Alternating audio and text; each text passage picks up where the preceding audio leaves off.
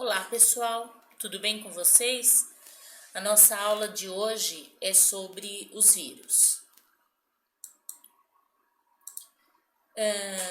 Lembra que nós já havíamos comentado que vírus não tem reino, né? Existem 5 reinos dos seres vivos, mas os vírus não fazem parte de nenhum reino. E aí, ele é considerado ser vivo ou não vivo? Para ele ser considerado ser vivo, alguns autores consideram que ele é um ser vivo, por quê? Porque ele tem capacidade de se reproduzir.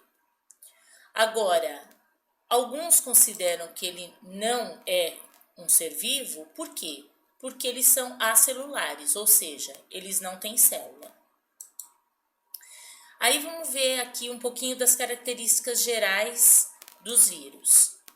Eles são muito menores que uma bactéria, tá? A bactéria tem uma célula só. Então, ó, aqui tem uma comparação para vocês entenderem. Por exemplo, aqui, ó, o HIV, que é o vírus da AIDS, e comparando aqui esse HIV com a bactéria que é Escherichia coli aqui, que é essa bactéria aqui, ó. Então, olha a diferença de tamanho. Esse nanômetro aqui e aqui micrômetro, aqui eu coloquei o que significa. Um micrométrico significa a milésima parte de 1 milímetro. E o nanômetro é a milésima parte de 1 micrômetro. Então, para vocês terem uma ideia do tamanho, entendeu? Então, aqui o HIV, o tamanho dele é menor comparado com a bactéria, 20 vezes menor, tá? Aqui é um glóbulo vermelho, para ter a ideia da comparação, e o linfócito, que é um tipo de glóbulo branco que vai produzir os anticorpos para nos defender, tá? Possuem DNA ou RNA, nunca os dois no mesmo vírus. Tem um vírus específico aí que apresenta os dois, mas a grande maioria ou eles têm DNA ou eles têm RNA. Então, aqui eu coloquei 2 exemplos, tá? Um que tem DNA, esse vírus aqui é chamado bacteriófago, porque ele ataca as bactérias, tá? E aqui eu coloquei o exemplo do HIV, que é um vírus que tem RNA. Então, ou ele tem uma coisa ou ele tem outra, tá? Aí aqui as outras partes que eu vou falar melhor aí no outro slide, mas que nem aqui glicoproteína, que seria açúcar com proteína em volta, lipídio, que é gordura, que está envolvendo aqui, e aqui ele, no caso, esse vírus, tem algumas enzimas que vão ajudar no metabolismo que ele vai acabar usando de uma outra célula, porque ele mesmo não tem metabolismo próprio. Lembra que a gente falou que metabolismo são as reações químicas, tá? Eles têm um envoltório de proteína, ou seja, em volta deles é uma proteína que é chamada, esse envoltório é chamado de capsídio, tá? Como se fosse uma membrana de célula, como se fosse, porque eles não têm célula, tá? Então, seria isso aqui, ó, tá? Aqui em volta, aqui seria o capsídio que eu tô falando, e esse amarelo aqui seria um envelope, que tem vírus que tem vírus que não tem, porque a variedade é muito grande. Então, aqui, ó, tá vendo? O capsídio, que seria essa proteína em volta, que eu falei que é como se fosse uma membrana, tá? Mas não é. Aqui o material genético, que seria DNA ou RNA, e esse envelope, que seria esse amarelo aqui, que alguns têm e outros não. Isso é característico de cada um, tá bom? Aí são parasitas intracelulares obrigatórios. Então, o que é ser um parasita? Viver às custas de outro. Intracelular, ele é obrigado a entrar numa célula. E ali ele vai parasitar essa célula, ou seja, ele vai usar os componentes dessa célula, porque ele sozinho não consegue fazer as reações químicas que ele precisa para se reproduzir, tá? Isso tá ligado. Então, ele tem que ser um parasita dentro de uma célula obrigatoriamente para ele conseguir se reproduzir. Tudo bem? Aqui eu coloquei um exemplo de reprodução que é bem característico do bacteriófago, que é o vírus que parasita uma bactéria, tá? Então, por que ele vai parasitar uma bactéria? Porque a bactéria tem célula, é uma célula só, mas ela tem uma célula, tá? Então, existem dois ciclos que ele pode seguir, o lítico e o lisogênico. O ciclo lítico é quando o bacteriófago vai jogar o DNA dentro da célula e aí vai ocorrer a lise. Lise é quebra, tá? Ela vai ser destruída. Então, destruiu a célula. Isso é um ciclo lítico. Quando o ciclo é lisogênico, o DNA do bacteriófago ele vai se incorporar ao DNA da bactéria. Lembra que a bactéria é uma célula procariota, ou seja, o DNA dela está espalhado no citoplasma, tá? Ele não tem um núcleo organizado. Essa célula não tem um núcleo organizado. Aí, quando essa célula se divide, então, de uma forma duas, ela vai transmitir o DNA para as células filhas. Quer ver? Aqui vocês vão entender melhor. Ó, esse é o ciclo lítico, esse é o ciclo lisogênico. Então, vamos lá. Começando aqui, ó. Aqui está o bacteriófago, essa é uma célula bacteriana e o cromossomo está espalhado, certo? Por quê? Porque ela é procariota. Então, esse bacteriófago jogou o DNA aqui, aí o que vai acontecer? Tá vendo que aqui já mostra que ele não tem mais o DNA, foi jogado dentro da célula. Então, esse DNA dele vai utilizar o que faz parte do citoplasma, as proteínas, que aqui dentro tem os ribossomos, né? Que formam proteína, ele vai utilizar tudo que está aqui dentro para poder formar novos vírus. Aí ele se multiplicou.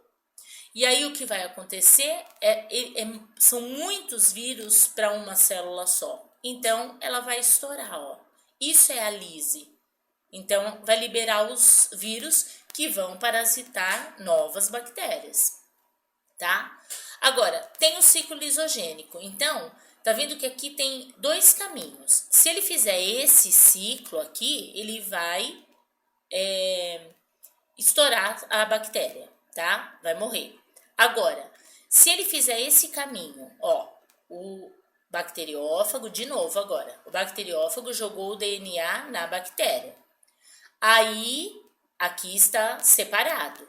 Só que ele pode, tá vendo que é ou? Ele pode seguir o caminho para cá. Então, se ele incorporar os dois DNAs, o que vai acontecer? A célula, a bactéria, ela não vai estourar, não vai ter a lise. Ela vai se multiplicar, tá vendo? Ela vai se reproduzir, que é a divisão celular, que a gente já falou.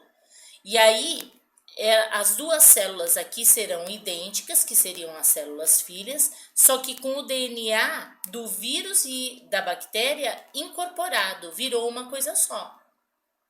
Aí aqui, olha, as sucessivas divisões celulares vão gerar uma população de bactérias portadoras desse prófago, que seria o DNA do vírus incorporado ao DNA da bactéria. Aí aqui, pode acontecer deles se separarem, tá vendo? Solta-se do cromossomo bacteriano e aí vai iniciar o ciclo lítico que vem para cá. Então, ou acontece isso ou acontece isso, entendeu? Depende do vírus. Normalmente, aqui eu tô falando do bacteriófago, tá? Então, isso é uma bactéria. Normalmente, os vírus, os outros vírus, fazem o ciclo lítico. Tudo bem? Agora vamos falar um pouquinho, eu falei das características gerais, agora eu vou falar um pouquinho das viroses, tá? De maneira geral. Então, por exemplo, pode acontecer a transmissão por contato direto, que é de pessoa para pessoa.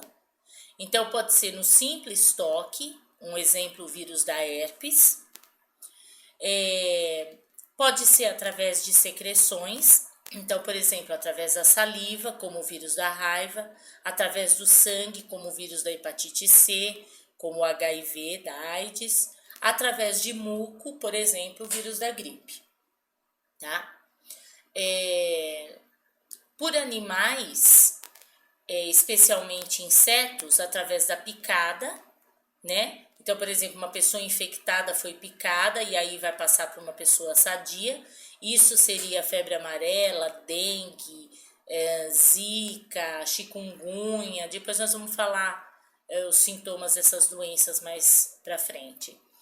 E através do solo, da água, do ar, contaminado por fezes, que aí você tem esses vírus aqui que vão causar infecções gastrointestinais, que é estômago e intestino, algumas infecções, vírus da hepatite A e C e poliomielite, que é a paralisia infantil. Tudo bem? Então, isso são formas diferentes de transmissões de viroses. Tratamento e prevenção. Medicamentos antivirais que, dependendo da doença, ele funciona bem, né? Que agora a gente viu que é muito difícil os testes e tudo mais com o coronavírus, então até eles chegarem nesses medicamentos demora bastante. Mas tem muitos medicamentos que são eficazes para determinadas viroses. O saneamento básico, muito importante. O que faz parte do saneamento básico? Tratamento de água, tratamento de esgoto, coleta de lixo, que nem toda a população tem. A educação da população em relação aos cuidados pessoais, que seria higiene, e a vacinação, que muitas pessoas optam por não se vacinarem ou por não vacinarem os filhos, entendeu? Então, isso tudo faz parte de uma educação da população para diminuir as viroses de maneira geral. Em relação à vacinação, pode ocorrer uma reinfecção dependendo do vírus que a gente estiver falando, dependendo da doença. Então, por que uma reinfecção? Lembra que a gente comentou que o vírus pode sofrer mutação. E o que é a mutação? É a mudança genética. Então, se ele sofreu, os anticorpos que você já tem no organismo, porque você entrou em contato com ele anteriormente, já não vão combatê-lo. Então, o que é isso? É o que a gente chama de chave fechadura. Então, a chave seria os anticorpos. Então, se você mudou a fechadura, ou seja, o vírus mudou por conta da mutação, a sua chave já não serve mais para essa fechadura. Tem que ser a chave certa, que seria o anticorpo, para a fechadura certa, que seria o vírus. Tudo bem? Vamos falar agora aqui de algumas doenças, de maneira geral. Então, gripes, essas 3 que atingiram muitas pessoas. Então, aqui existiu a gripe espanhola entre 1918 e 1919, a gripe aviária, que foi o vírus H5N1 em 2003, e a gripe suína do H1N1 em 2009.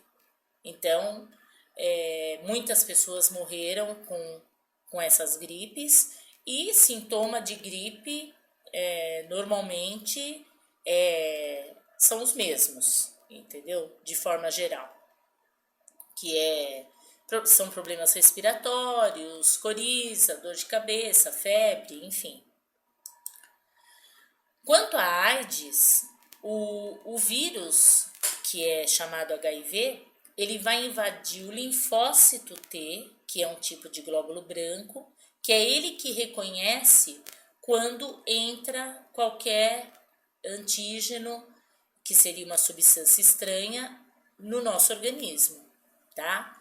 Então, esse vírus vai invadir essa célula, que vai causar destruição ao multiplicar-se. Então, quer dizer, esse vírus vai se multiplicar e vai destruir essa célula, que seria um ciclo lítico, lembra? O lítico é quando ele destrói a célula. Com a diminuição dessas células, o organismo vai perder a capacidade de combater os antígenos. Antígeno é qualquer substância estranha que entre no organismo, tá? No caso, a gente está falando do antígeno vírus, né? E a pessoa vai ficar doente com mais frequência, por quê? Porque o sistema imunitário ou o sistema imunológico, sistema de defesa, é tudo a mesma coisa, foi atacado. Então, quer dizer, ela vai acabar tendo uma imunidade fraca. E aí ela vai pegar as doenças com mais facilidade, tá? A transmissão da AIDS através do leite materno, relações sexuais sem preservativos, instrumentos não esterilizados que furam, que cortam, que picam, enfim, através da gestação e transfusão de sangue contaminado, que é difícil hoje em dia, porque os hospitais fazem os exames e vão checar, ver se esse sangue está contaminado ou não, tá? Mas isso são formas de transmissão que é através do sangue, através de secreções, tá? Aqui tem umas viroses, eu coloquei umas viroses que são transmitidas pelo Aedes aegypti.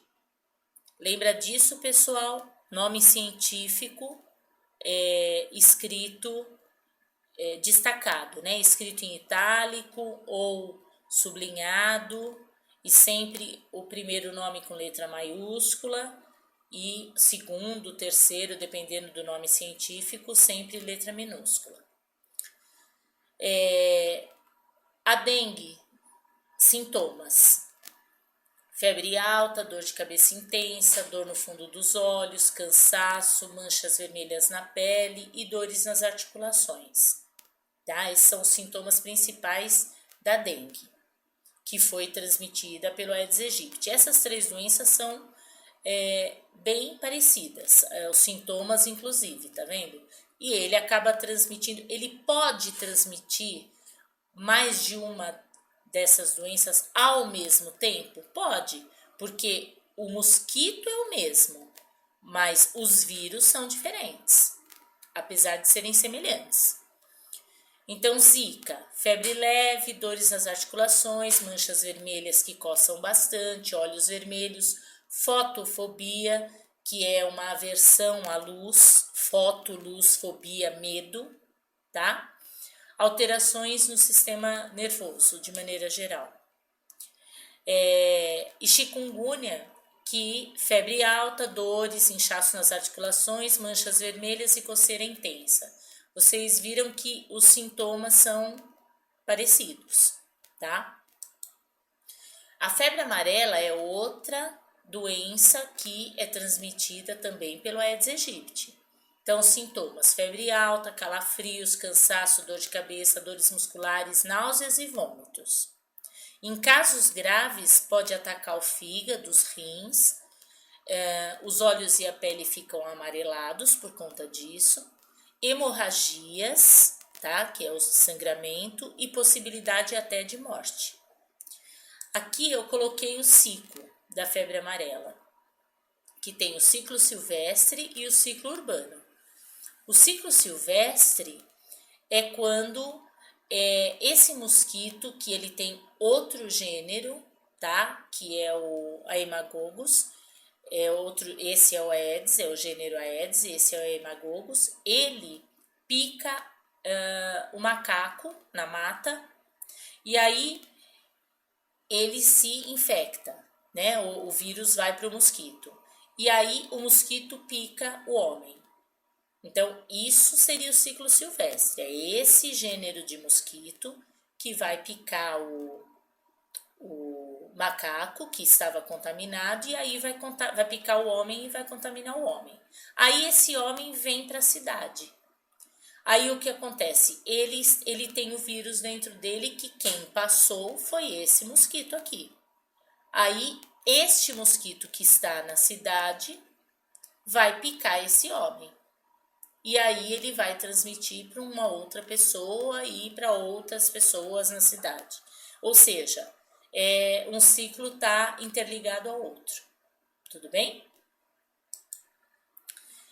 Ciclo de vida do mosquito Aedes aegypti. Então tem lá a fêmea, que ela vai se alimentar de sangue, que vai fornecer para ela os nutrientes para ela alimentar os ovos. Por isso que é sempre a fêmea. Aí ela vai depositar esses ovos na água parada, né? E limpa e parada. E as larvas vão nascer nessa água aí depois de mais ou menos 5 dias. E vai transformar-se em pupas, que seria um tipo de um casulinho. Aí essas pupas vão flutuar na superfície da água e dali vai desenvolver os mosquitos adultos, que aí dentro de 24 horas eles já podem se acasalar e que seria a reprodução e aí vai começar tudo de novo, tá? Por isso a importância de não ter essa água parada, tudo bem? Prevenção dessas viroses aí transmitidas pelo Aedes aegypti é o básico que a gente comenta bastante, né? Manter a caixa d'água fechada, remover os materiais que possam impedir as calhas, porque fica sujeira na calha e pode acumular água, eliminar a água da chuva que fica acumulada lá empoçada na laje, lavar esses recipientes que armazenam água e manter sempre fechado, não deixar esses pneus acumulados porque a água da chuva fica dentro deles e aí isso é um foco também para o mosquito. E não jogar lixo em terrenos baldios, né? Sempre sacos plásticos bem fechados numa lixeira, tá? Isso é a prevenção correta aí para você diminuir a quantidade de mosquito. Os pratinhos também dos vasos, não deixar essa água acumulada nos pratinhos e nem em garrafas que possam estar acumuladas, tudo bem? E aqui para finalizar, pessoal, eu coloquei sobre o Covid, que é o que está acontecendo agora aí, né? E Covid é o nome da doença, SARS-CoV-2 é o nome do vírus, e essa doença não é considerada uma gripe, por essa razão eu não coloquei junto com as outras, eu deixei à parte, porque na verdade ela é uma doença respiratória, tá?